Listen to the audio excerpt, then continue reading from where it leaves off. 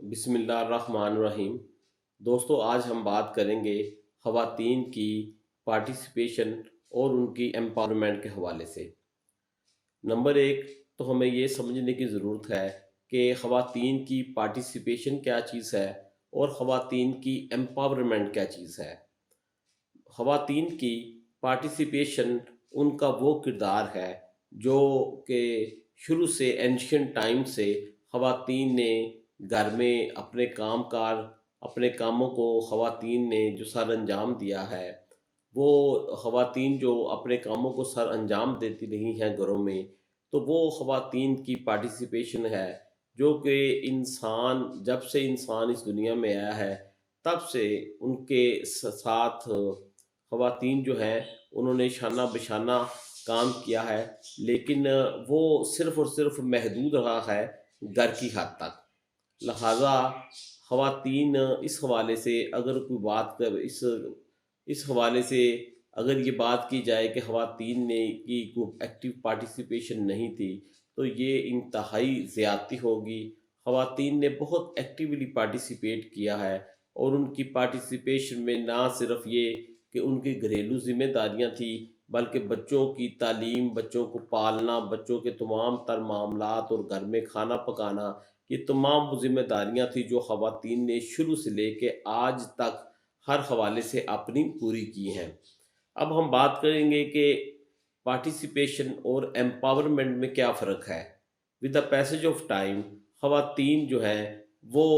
जैसे-जैसे वक़्त बदला, जैसे-जैसे इंसान ने तरक्की की, तो ख़वातीन जो हैं उन्होंने फ़ील किया कि वो सिर्फ़ घर के काम-काज के लिए नहीं बनी, बल्कि ख़वातीन को एक्टिवली हमारी सोसाइटी में अपना रोल अदा करना चाहिए। इस हवाले से 19th सेंचुरी में ख़वातीन की मुख्तलिफ मूवमेंट जो है ये शुमाली अमेरिका में और यूरोप में चली, जिसमें ख़वातीन ने ये बात करना शुरू की और ये डिमांड ख़वातीन ने रखी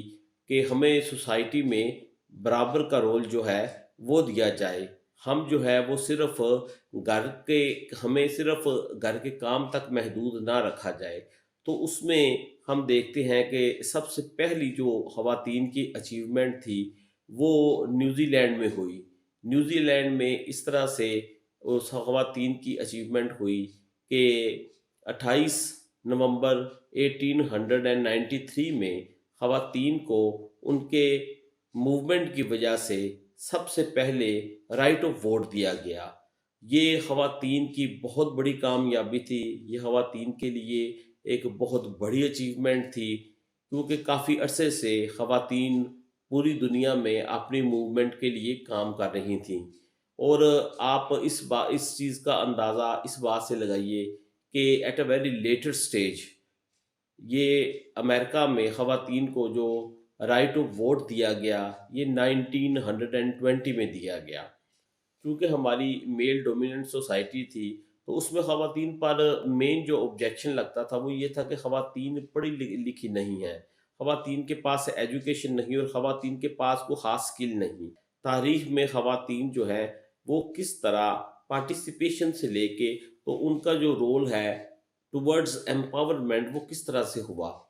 तो ख़वातीन ने जैसे ही तालीम हासिल करने के बाद ख़वातीन ने खुद को स्किलफुल किया और उन्होंने सोसाइटी के तमाम शोबों में एक्टिवली पार्टिसिपेट करना शुरू कर दिया। और आज हम देखते हैं कि उन्होंने वेस्टर्न सोसाइटी जिस तरह से काम कर रही है कि तमाम ख़वातीन भी काम करती हैं, तमाम मर्द हज़रात भी काम करते हैं, तो उन्होंने अपना एक्टिव रोल जो है वो करना शुरू कर दिया और उन्होंने साथ-साथ ख़वातीन के राइट्स की आवाज़ भी चलती रही और उनकी मूवमेंट जो है वो मुख्तलिफ़ शक्लों में इस हवाले से भी हम देखते रहे। अब बात करेंगे पाकिस्तान की। पाकिस्तान में शुरू ही से ख़वातीन के लिए 2 शोबे जो है 2 शोबे ऐसे थे जिनमें ख़वातीन की जो रिप्रेजेंटेशन है वो मुनासिब समझी जाती थी और वो 2 शोबे थे। मेडिकल का शोबा या तो ख़वातीन जो हैं वो नर्सेज़ बन जाएँ, डॉक्टर्स बन जाएँ, मेडिकल के शोबे में, हेल्थ केयर के शोबे में चली जाएँ, या ख़वातीन जो हैं वो टीचिंग के शोबे में आ जाएँ। तो اس حوالے سے ہمارے چونکہ یہاں پہ بھی میل ڈومیننٹ سوسائٹی تھی، we are the part of third world, تو وہاں یہاں پر اثرات جو تھے، ابھی ویسٹرن کلچر جو تھا وہ زیادہ نہیں آیا تھا، خواتین میں یہ اویئرنیس زیادہ نہیں تھی۔ لیکن جیسے جیسے ٹائم بدلا، جیسے جیسے حالات و واقعات بدلتے گئے، جیسے جیسے ہماری سوسائٹی نے ایک ایوولوشنری پروسیس جو ہے اس کو کمپلیٹ کیا، تو پھر ہم نے دیکھا کہ لیٹ نائنٹیز میں کوٹا سسٹم ختم ہونے کے بعد خواتین نے تمام ڈسپلنز میں، یونیورسٹیز جو بھی آفر کرتی تھیں تمام ڈسپلنز میں، چاہے وہ انجینئرنگ تھی یا آئی ٹی کا شعبہ تھا یا جتنے بھی باقی کے تمام جو شعبے تھے، تمام میں خواتین جو ہیں انہوں نے ایکٹیولی پارٹیسپیٹ کیا اور تمام شعبوں میں اعلیٰ سے اعلیٰ تعلیم حاصل کی۔ اب اس کا رزلٹ کیا ہے؟ اب اس کا رزلٹ جو ہے وہ ہمارے ہاں یہ ہے کہ خواتین نے پارٹیسپیشن سے لے کر تو ایمپاورمنٹ کا جو سفر ہے وہ بڑی کامیابی کے ساتھ طے کر لیا ہے۔ اب خواتین جو ہیں وہ، جیسے کہ آپ کو معلوم ہے کہ 33% جو خواتین ہیں وہ ہماری تمام لیجسلیٹو اسمبلیز جو ہیں ان میں ان کا حصہ جو ہے وہ 33% ہے، یعنی کہ 33% جو ہے وہ خواتین ہماری قانون سازی میں انگیج ہیں۔ اس کے ساتھ ساتھ ہم یہ دیکھتے ہیں کہ خواتین جو ہیں وہ تمام شعبوں میں ان کو ایمپاور کیا گیا ہے، تمام شعبوں میں وہ نمایاں کارکردگی جو ہے اس کا مظاہرہ کر رہی ہیں۔ اور اس میں آپ کو بتا دوں کہ آپ دیکھیں کہ خواتین نے کس حد تک جد و جہد کی ہے، ان کی سٹرگل جو ہے وہ کس حد تک رنگ لائی ہے کہ آج ہماری خواتین اللہ کے فضل و کرم سے افواج پاکستان سے لے کر بینکنگ سیکٹر تک، اور بینکنگ سیکٹر سے لے کے آئی ٹی کے تمام شعبوں تک اور تمام ڈسپلنز میں خواتین انتہائی نمایاں کارکردگی جو ہے وہ نمایاں کارکردگی جو ہے وہ انہوں نے دی ہے۔ Now what is the need of the hour? اب ہماری ذمہ داری جو ہے آج کل کے وقت میں، ہماری ذمہ داری کیا ہے؟ ہماری ذمہ داری آج کل کے حالات میں یہ ہے کہ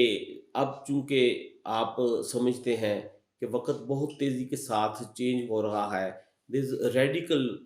قسم کی چینجز جو ہیں وہ آ رہی ہیں، اٹس ایج آف انفارمیشن۔ ہم نے بتدریج سٹون ایج سے ایج آف انفارمیشن کی طرف سفر کیا ہے، تو ہمیں کرنا کیا ہے؟ ہمیں یہ کرنا ہے کہ ہم تمام تر، اب as a society, as a nation, ہم اپنی خواتین کو میکسیمم اپرچونٹیز جو ہیں وہ پرووائڈ کریں، تاکہ خواتین تمام شعبوں میں مردوں کے شانہ بشانہ کام کر سکیں۔ اور جیسے کہ پہلے انہوں نے اپنا لوہا منوایا ہے، جس طرح سے پہلے وہ سٹرگل کر کے ہر شعبے میں اب کام کرتے ہوئے ماشاءاللہ نظر آ رہی ہیں، تو نیکسٹ آنے والے دنوں میں بھی خواتین جو ہیں وہ اسی طرح سے ہمارے تمام شعبوں میں کام کرتی ہوئی نظر آئے۔ رفلی سپیکنگ، اس وقت جو پاکستان میں خواتین کی پرسنٹیج ہے وہ 45% جو ہماری آبادی ہے وہ خواتین پر مشتمل ہے، تو یہ انتہائی ضروری ہے۔ بلکہ خواتین کے ساتھ یہ بہت ناانصافی ہوگی کہ اگر خواتین جو ہیں ان کو پراپر جو ہے سوسائٹی میں ایکٹیو اپنا رول ادا نہ کرنے دیا جائے، کیونکہ اب خواتین جو ہے پاکستان میں اس وقت خواتین کے رائٹس جو ہیں وہ انتہائی، ان کو رائٹس مل بھی چکے ہیں آلریڈی، اور کسی قسم کی کوئی قدغن نہیں ہے خواتین کے حوالے سے۔ تو آپ سب کا، میرا، آپ کا یہ اخلاقی فرض ہے کہ ہم خواتین کو ہر حوالے سے سپورٹ کریں اور اوپن ہارٹیڈلی اس حقیقت کو تسلیم کریں کہ ہماری بچیاں جو ہیں، ہماری خواتین جو ہیں یہ بہت ٹیلنٹڈ ہیں، اللہ تعالیٰ نے ان کو بہت زیادہ قابلیت دی ہے، اور وہ خواتین جو اپنی قابلیت کے ذریعے دنیا کے کسی بھی شعبے میں آگے آنا چاہتی ہیں، تو ان کو آپ سپورٹ کیجیے گا، ان کو آپ مورل اور ایتھیکل ان کے حوالے سے ان کو آپ سپورٹ کریں، اور خواتین کو جو ہے وہ اپرچونٹیز جو ہیں وہ ان کو میکسیمم اپرچونٹیز جو ہیں وہ ہم پرووائڈ کریں۔ سو آج کی اس نشست میں ہمارا اصل مقصد جو تھا وہ یہ تھا کہ ہم خواتین کا کردار جو ہر دور پہ بہت ہی اہم رہا ہے، وہ پارٹیسپیشن سے لے کے ایمپاورمنٹ تک ایک ایسا سفر ہے جو ہماری خواتین نے طے کیا ہے۔ اور اس میں اگر آپ کبھی ورلڈ ہسٹری کے اوپر